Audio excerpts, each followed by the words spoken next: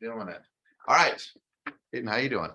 Good. Yeah. How's business for you? Everything needs to go. Yeah. Yeah. Well, you can't say because you haven't been out long enough to be able to say what Brenda Lee just said, which is what I used to do doesn't work. Yeah. Which was what, by the way? What I used to do, Yeah. just call my SOA. Gotcha. Call my SOA. I didn't do just listed, expired, additional waivers. I'm not proud of that, but I think we need to do things a little differently, mix it up. All right.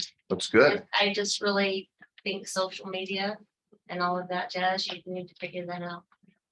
Yeah. Just another vehicle. Yeah. Yeah, you bet. Well, it kind of leads me into what I wanted to just remind people. Yesterday, I was speaking in California. I said, look, you can't forget that there's three ways that you can do this business. And it doesn't matter whether I'm Jim in lending or whether I'm any of you guys in regards to real estate, but you can either just simply wait for the business to happen. And to your point, Brenda Lee, maybe it's your sphere or people calling you, right? Or even social media. Yes, you can be seen. Yes, it can create some efficiencies, but at the same time, in most cases, you're waiting for people to call. And then the second is you can go out and buy that business, which oftentimes can be really expensive. You see aggregators every day. My classic still example is I was with an agent, and while I was with them, Zillow called them. And they said, guess what? We have some available zip codes. And I thought to myself, how hilarious it is that this idea that Zillow is prospecting to tell you that the internet is the way in which you do business. Just want you to think about that. They call you. And I remember years ago, I used to make fun of this, but I was right with the agent this week when it actually happened. And again, they were telling them there's available zip codes. And I love the fact, again, that they were calling them and prospecting. And then the third, of course, is to go out and get it. And when I say go out and get it, to your point, Brenda Lee, right, is that you go out and you prospect and you do the things that are necessary to get it. And some people want it to be such a different way. And the challenge is people are really talking big stuff right now. And what I mean by that is what they've done in the past. And I can arguably say that as I see different things, and like I think would apply to even like people who are running teams, is that what was working in the past isn't going to do it today. And what I mean by that is that I think there's three ways in which you can lead yourself and you can lead others. And the first is that you can say, okay, in certain words, here's some leads, go sell them. And whether that's you as an individual or whether that is you as a team leader, the fact is you can say, hey, here's some leads, go sell them. The second is, of course, is that you don't give out any leads. And if I'm an individual agent or a team agent, and I just do my own thing. And what I mean by that is that you're not looking for anyone's leads. Maybe you're part of a team just because of the association, maybe a little bit of the coaching, maybe a little bit of just the team atmosphere, but you're not necessarily getting leads in that arena. What I found over the years, I was teaching this, 13 years ago, when I would watch different people succeed in this business.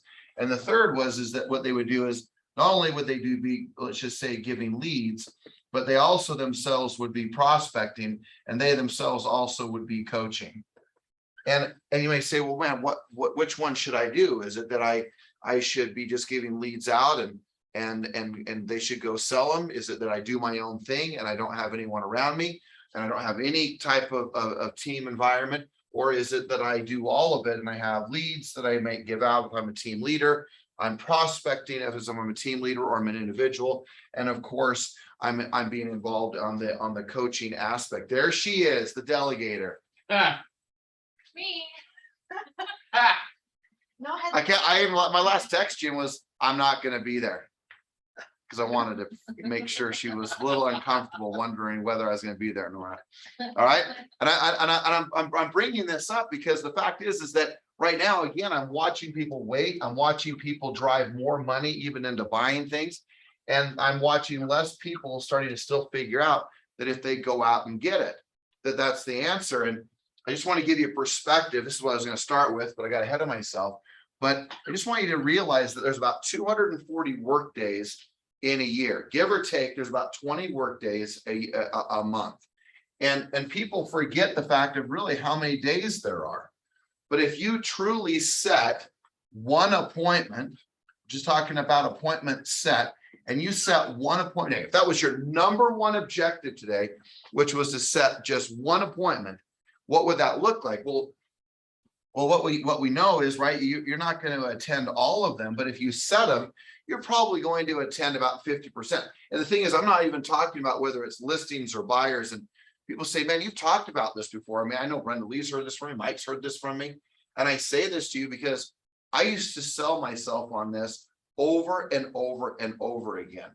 And what I wanted to know is if I set, I worked 240 work days a year, and I never considered it to be a work day unless I prospected. And then number two, or three on this, is that I knew that I would attend about 50% of these. And if I attended 50% of them, well, then what would happen? And that didn't matter whether it was a buyer or a seller. What I was really interested in is that if I attended 120, what would be my close ratio, either for I buy a broker or for a listing? Let's just combine it all. And all of a sudden I realized, man, even if I was at, if I had a, let's just put here a take ratio, and I had somewhere in the neighborhood of, well, I'm not going to even go that high. Let's even go 35%. One out of every three essentially that I go on, I somehow either get the buyer broker signed or I take the listing, which is give or take, what about 40 something? Some 47? I just do 40s, 30. That's a third. Someone's got to pull out the calculator. I'm going to get, who has a calculator? 40 is a third of it, which is close to 35%. Right, it's pretty close. 120 times 0.35, isn't it like 40, It's 41 or 2. 42. 42? Nice job. It's almost like I do math for you. Yes. All right, 42. And then the question is how many are you going to actually sell? So this is assuming someone is signed up by a broker. This is assuming that someone's listed. How many will you sell, or how many will you help buy? Well, once they're qualified, or once they're certainly listed, you're probably going to be somewhere in the 75+ percentile. So it's 75% of 42. 31. So let's just round it down to 30 transactions, and 30 transactions times the average commission today is $12,000. And that is 12 times 3, what, 360? $360,000. Now, it used to be that I would talk to people and I would say, it's inexcusable that you're not earning at least $250,000. You say, oh my gosh, that's just such a big number. Well, this is the big, let's just say that's the big goal. And there's other ways to improve that, right? You could have a higher ratio on what you sell. This is a huge area where we talk about skill sets, and you could raise your skill sets. And then number two is this appointment set ratio. You could set more, or you could even attend more, right? Because you set more qualified. I mean, there's all these ways to amplify this number. But the one thing that's the common ground is the fact that if you set one appointment a day, if that becomes your number one objective, then everything works out. Everything. And the reason that I sold my first year in business, I sold 33 homes, is because I made sure that no matter what happened in a given day, that I was going to set an appointment. And I have to tell you, I'm fascinated by the number of people that are okay not setting appointments. I can't fathom, like they may say, well, but I prospected for 2 hours. So what prospected for 3? So it's not the amount of hours you prospected. It's did you set an appointment? And if you didn't set an appointment, then you should be prospecting all day long. That's if you want to win this game.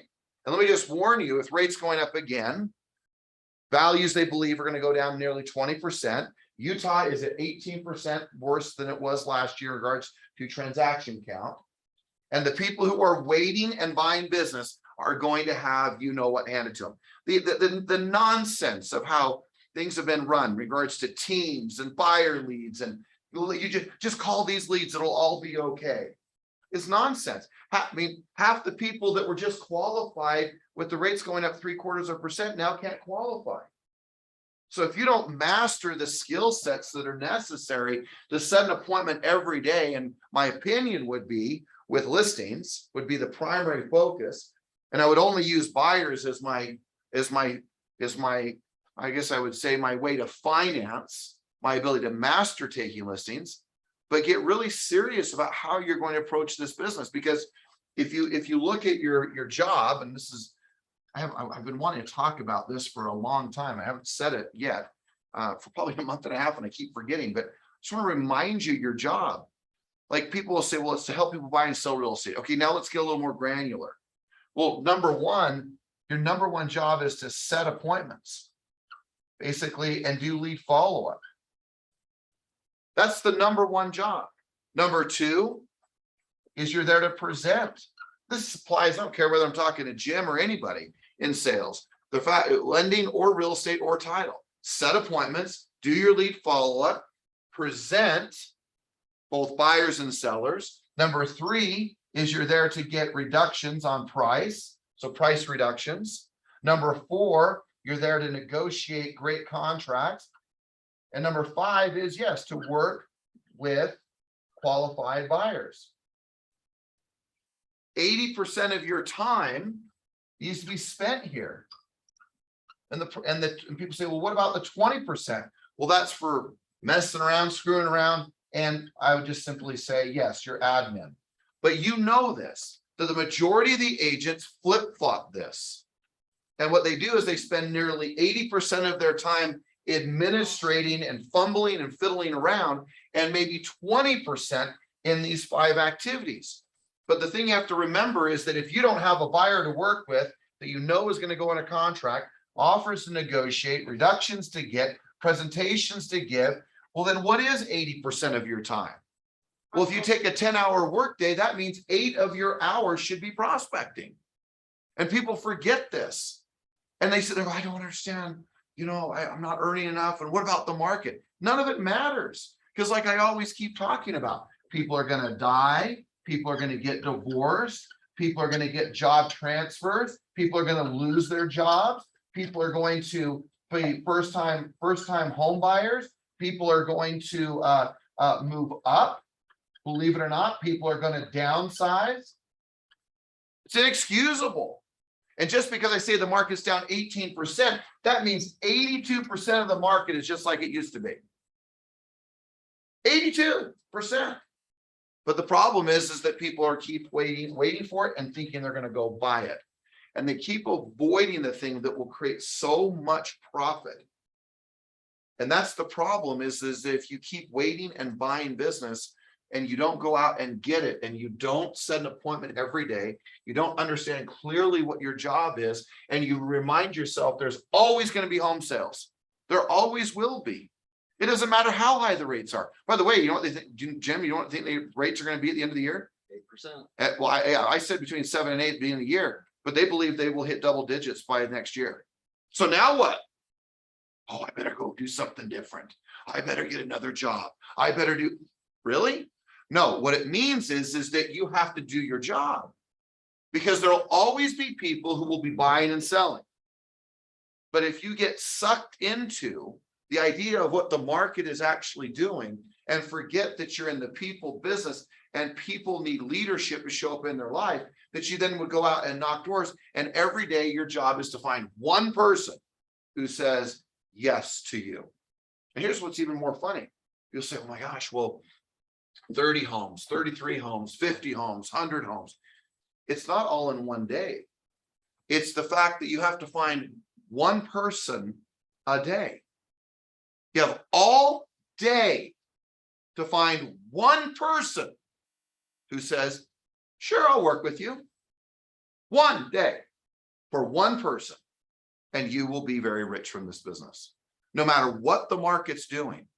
And if you remember that, then all of a sudden you're like, there's nothing to fear. I don't have anything to worry about. You'll have to, you have to change your protocol. You got to make sure you do your job. You got to lead by example if you're a team leader. You got to make sure that every one of your people and yourself set an appointment every day. You have to remind yourself that it's all going to be okay, because people are going to die, people are going to get divorced, job transfers are going to happen, people will move up, people will move down, investors will want to buy, first-time home buyers will want to buy, maybe foreclosures will occur, but it's all there. And 82% of the market still exists. But what will we focus? Oh gosh, but there's that 18%. It's 30% in California. But that means 70% of the sales that were essentially happening last year are still happening. So then what's the problem? The problem is the individual. The problem is what are they doing on a daily basis to ensure their future, to making sure that it happens. Anyway, I can't stress enough that if you forget your role in your job every single day, you will then wander through the day. You'll negotiate away what you're supposed to do. You'll negotiate away your activities. You'll negotiate away your dreams. And I just want you to think about this. I'll close with this. Think of your most desired goal, your greatest purpose, the thing you want the most. Just think about, what do you want the most economically? What do you want? Or what would economics do for you or to be able to do? Or how would you give? Just think about what you really want. Just for a moment, like what is it that you want? Well, if that's what you want, whatever it is that you say, hey, this is what I really want. Maybe it's more freedom. Maybe it's give more money away. Maybe it's go serve somewhere, give somewhere of your life. Maybe but here's the challenge. Everything we all do costs money. That's the thing we often forget. Everything costs money. You want to go throw and play catch with your kid? Well, the ball costs money. The mitt costs some money. You want to go over to the park? You want to go up into the canyon? It's gas to get there or a car to drive there. Every single thing costs money. So if that's the case, then what are you sacrificing and what are you giving up in relationship to your role, your responsibilities, your stewardships in this business? And what is it that you're not achieving because you're simply not doing your job? What dream, what goal isn't being realized or achieved because you're settling in on this idea that, hold on a second here, I can't do that. Well, then that means you can't have your goals. That means you can't have your most sacred aspirations, the things that mean the most to you. And so as you move through this, just remember how simple this business is. So many people want to complicate it. Find and set an appointment today. And if you set one, set two. You want to double your income to 600,000-700,000, set 2 appointments a day. Continue to role play. Master your presentations, become extraordinary in your communication, and really, master your craft. I'm always fascinated by the Starbucks worker who just graduated from college, and they're sitting there at Starbucks. And one would say, well, is it a problem that they went to college and now they're working at Starbucks? No, I don't, whatever. That's not the issue. The issue is that they went and spent, at minimum, even in-state schooling, minimum 50, 60, as much as $100,000+ to go to school for those 4 years and get their degree.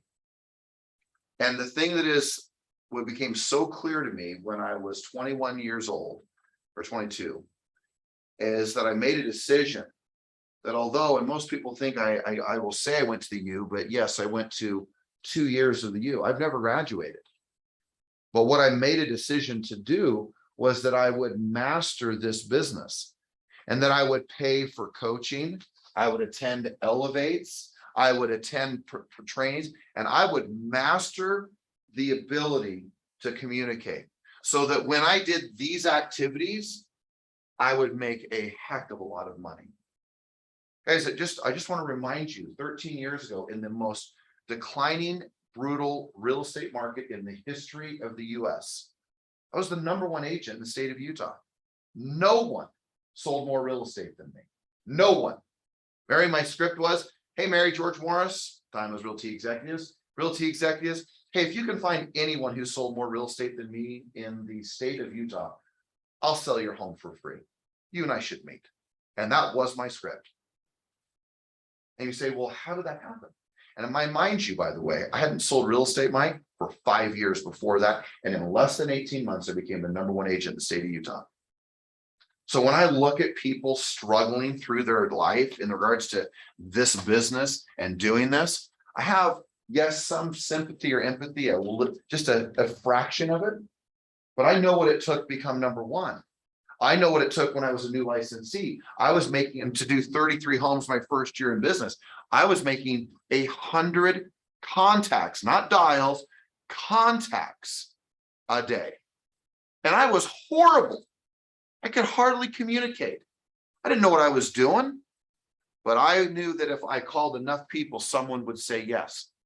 And for some reason, I got in my mind that I would never allow a day to go by, that if I was going to declare it as a day that I worked, then I would have had to have prospected. Don't let days go by, because every day that you go by not setting an appointment is one more day that you vacate, abandon the dreams that you have. And it's all about that.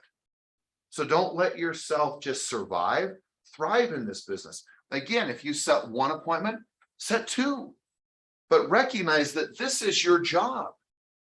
This is the job of a real estate agent.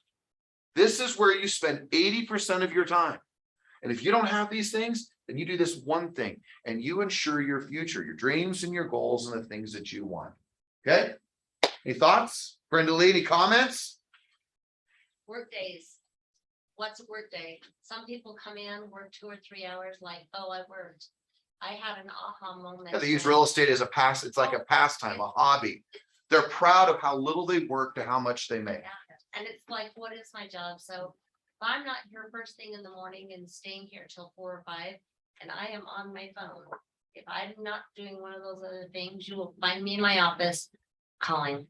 Yeah. And that's a job. Yeah. Well, Mike and I last week were talking about a schedule. I said, make a schedule, like a schedule, like meaning for me, it was 1, 3, 5, 7 on appointments on Tuesdays, Thursdays. It was 1, 3, 5 on Monday and Wednesday. And if I didn't have an appointment at 7 o'clock on Tuesday night, guess what I was doing, Brenda Lee? I was on a phone. I was prospecting. Some people go, oh, I don't have an appointment. I guess I can go home.